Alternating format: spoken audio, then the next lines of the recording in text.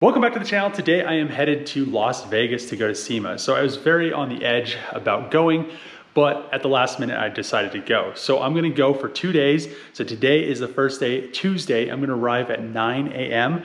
and I get a full day of SEMA. Then Wednesday, I also get another full day of SEMA, but I'm leaving at 8 p.m. So I'll get 2 days. The first and the second day are always the best days. The last day on Friday is usually everybody's packing up and it's just a ghost town. So I think Thursday, they're going to actually open it to the public. So there'll probably be a bunch of people there. It really won't be worth going because it's just gonna probably be really, really crowded. And also, if you guys are interested, I have these shirts in a bunch of different colors. This is the Rampage shirt for the Charger build. I know this build has been taking quite a while, but we'll get this thing all sorted out. I really like this shirt because it has the Rampage logo on the sleeve and it also has the emblem right here. And they're very nice quality. It is on the YouTube store. So just click on the link on my YouTube channel. It's the store link and you can get one of these shirts. I really love these shirts, but let's head to the airport and get to Vegas.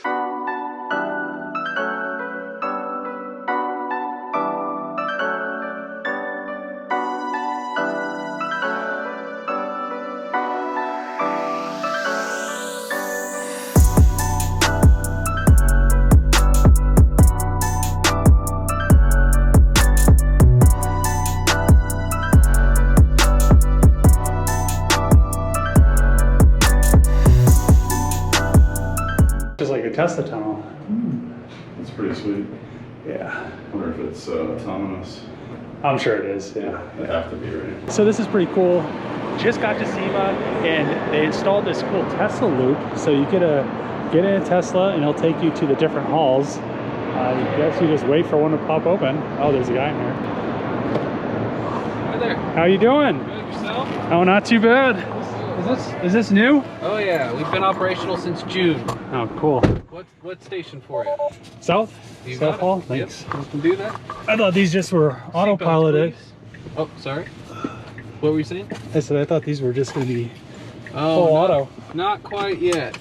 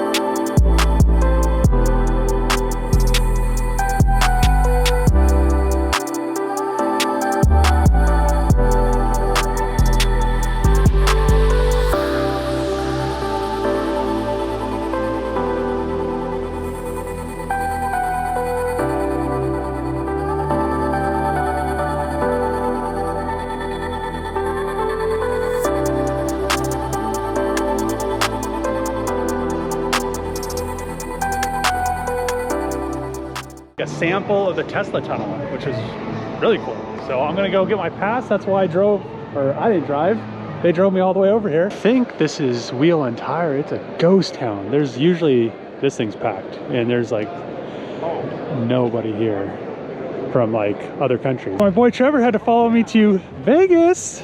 So 3 hours ago, I didn't know I was coming to Vegas. I didn't know I was going to SEMA. Until he found out that I was going. That my best friend Dave was going to be out here. So you know what I did? Booked a flight. I don't need to book a hotel at least for one night. At least for one night because Dave's only here you know, for I one could do. day. I could just stay an extra night, and you could book the hotel for the other night. There we go. That's How you doing? How you doing? So yeah, we'll go over here and get Trevor his badge because he doesn't have one. I'm headed back to the show.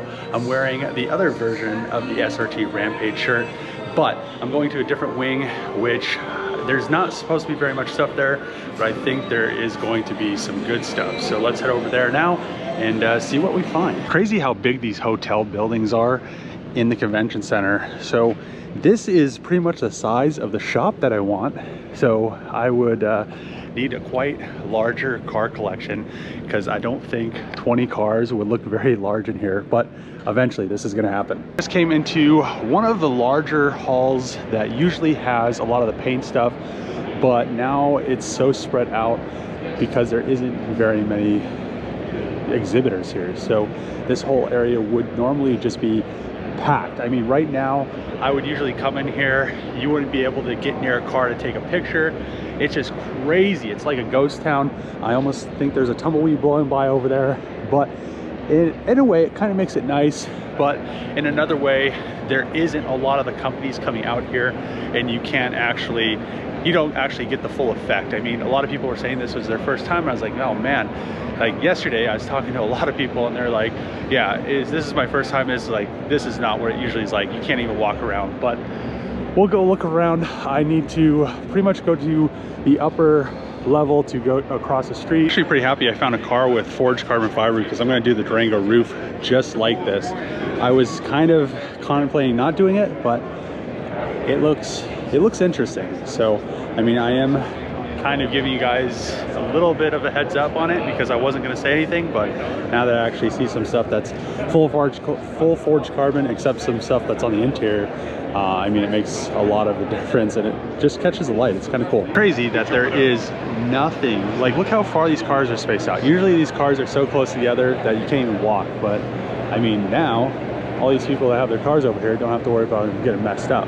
Well, some of them, because I guess a few people were already talking about how there's like people stepping on their wheels and all kinds of stuff, which is one reason I'm kind of glad the Charger's in here, but you know, another reason I really wish it was here. So let's keep looking around. Pretty much the new hall. I mean, this thing, you have to walk forever to get anywhere, but yeah, I probably should have went down there, but I decided to go up the escalator to see what was up here. There's 3 floors. So came over to Eastman, which is actually Suntech, and they make paint protection film. So I am going to be working with them, and they are pretty much going to wrap the Charger. So we were supposed to do it a few months back, but then, you know, ended up being a lot of parts issue with the Charger. I wasn't going to bring it to SEMA, and pretty much it was just kind of conflicting with finding shops in Pueblo, and it looked like the closest shop was probably in Colorado Springs or Denver, which wasn't that big of a deal, but it just kind of been being pushed back. So now, you know, I came and got kind of a good idea of the product. I mean, I know it was going to be very exceptional, but you could pretty much do all kinds of stuff. It protects the paint. I mean, scratch it with rocks and stuff like that, but I'm going to keep looking around. It's really nice to actually put a base to a name, and this thing is pretty cool too. When a Flamingo Wash, you know, that used to flood every time it rained. Yeah. And sometimes Paradise Road would actually get part of it get washed away. Yeah. So in my domain, the Hellcat engine, seen plenty of these out of the cars. I still need to pull the one out of the Durango, since I did end up deciding to change the color of it. You guys still don't know what color it is gonna be, but I'm gonna pull that out. Need to pretty much just freshen everything up, but these things are awesome. And then the 6.4 over there, and they have the new EVs. I mean, I'm gonna check these out. I know a lot of people are kind of against hybrids and stuff like that. Well, these aren't technically hybrids, but actually I think they are hybrids, aren't they? Maybe. I think they do have an engine. We'll check it out.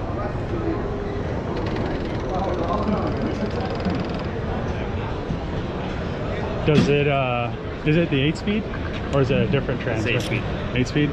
So check out the Jeep. They have this hybrid, so it's a 4-cylinder with a PMM in the tranny, which it's an 8-speed transmission. So eventually, probably once I find one of these wrecked, I could yank that PMM out of there, put it in a Trackhawk transmission and have an electric assist, which is what I really would like, because then you have that twin turbo with the supercharger feel. The one over there is full electric, but you know, I'm not too excited about full electric cars. I really love the idea of hybrids. Gives you, you know, that really like supercharger feel, but then you could, you know, still have the engine to carry you the rest of the way. It doesn't have that issue where it plateaus. But I'm gonna go upstairs now because I haven't been up there yet. So I talked to a bunch of companies at SEMA, met up with a bunch of companies I currently work with, and it was pretty okay. I mean, there isn't a lot of people here, but now I'm gonna get ready, actually go back to the hotel, get ready, and we're gonna go out tonight and do some after SEMA activities. It's actually not as cool as it used to be. Usually there's a bunch of stuff open in Vegas, but currently it's closed because of everything that's going on. But let's head back to the hotel and then go out for tonight. Last day of SEMA, well, last day for me. Tomorrow is Friday, but Friday is always the worst day because everybody's packing up. Me and Trevor are gonna walk around and see what we can find. And what's up, dog? How you doing? And see what's left to look at. Oh, there's I. Ooh, I already saw him. You know what they told? You know what they told me? They told you to. They told me sniffed. How you doing? That's what they told me. Oh, good. Oh, is that where you got the how you doing it? No, I got it from a lady yesterday. I've been wanting to look at the C10, seen it on YouTube, and also the Delorean. I didn't even know about that, but my friend Chris told me about this. I think it's just LS swapped, but they and I guess they did a different setup than, you know, the Grand Prix, which is a rear or a transverse transmission out of like an Audi or a Porsche or something like that. Not exactly sure, haven't really kept up with it. But the C10, everybody knows with the Grand Prix, I'll be kind of doing a similar situation, but I'll be running kind of a hybrid setup. Just talked to the Salvage to Savage guys, and they pretty much separate that front drive unit, which I'm going to need to do to all four of mine, but then they're running a controller that actually controls the sport drive units, which I'm very interested in because I need to grab one of those so I can get the Grand Prix done, because I've just been kind of waiting on getting all that stuff into the Grand Prix, plus waiting for the ECM so I can get the Grand Prix running. But I really do like how this is wide body, and then this Delorean is kind of wide body. It looks like it has like a C10 or like a S10 front aftermarket bumper on it, which kind of looks and fits pretty well. But yeah, I would really like to see, I guess somebody else is making an electric version, but it really would have been cool to see like an LS4 in the back of this, and then some other stuff going on. But they did some cool stuff with the tail lights as well. It looks like a titanium exhaust. I wonder how that actually sounds. I'm guessing the turbochargers right there need some filters. I don't know how that would work, but yeah, this thing is pretty cool. The wheels, especially on that thing over there, I really like how those are set up. I just came over to BenPack, and they have this cool table right here. And as you guys know, I pull a lot of subframes out of cars, the Tesla, the Charger, the Hellcats. I mean, this thing is really cool. I mean, the one thing I really don't like about pulling subframes is you're trying to pretty much get them to line up with the holes. This has casters, and it also has all this adjustment up here. So, and then instead of dropping the lift onto the engine or the subframe on, or the car onto the subframe, you can lift the subframe up to the car. Kind of cool seeing the inside of a Hellcat tranny without actually having to pull it apart. Check that out. Actually, I don't know if this is Hellcat tranny, but it kind of looks like it. So headed to the airport. The Uber ride just came. About to go through security. It's not too bad. It's actually pretty scarce. It'll be quick. Just got back home from SEMA, and it was a really good time. I mean, it was a lot smaller than it usually is. I mean, you guys could really tell from the videos. I almost was thinking about overlapping footage from 2 years ago to what it is now, but it still was a good time. Got to meet a bunch of companies, and a lot of new companies that I'm really interested in, as well as some companies that I'm currently working with, like MagnaFlow. I got to see some people that I talked to on the phone and email. It's just really nice putting a face to a name. And then I got to hang out with a bunch of friends that I haven't seen for a very long time, and meet some new people that I haven't even met before, but I have, you know, seen on YouTube. But that being said, it was a good time, even though it was a little bit smaller. And now we need to get the Charger done. So obviously the Charger didn't go, and as I said in the video, I'm kind of I'm in a weird spot about it. I really wanted it to go, but every year at SEMA, lots of people's cars and hard work gets damaged from photographers, from people looking at them. They just have really no regard to the work and time and effort that's been put into them, which is just really unfortunate. So if you do go to SEMA, it's okay to touch, like, I don't know if it's okay to touch companies like displays and parts, but don't touch people's cars unless it's like Dodge and they say that, you know, you can open the door or something like that. Just don't go up and, you know, touch somebody's car. There was a guy that we're hanging out with, one of James's friends, I guess.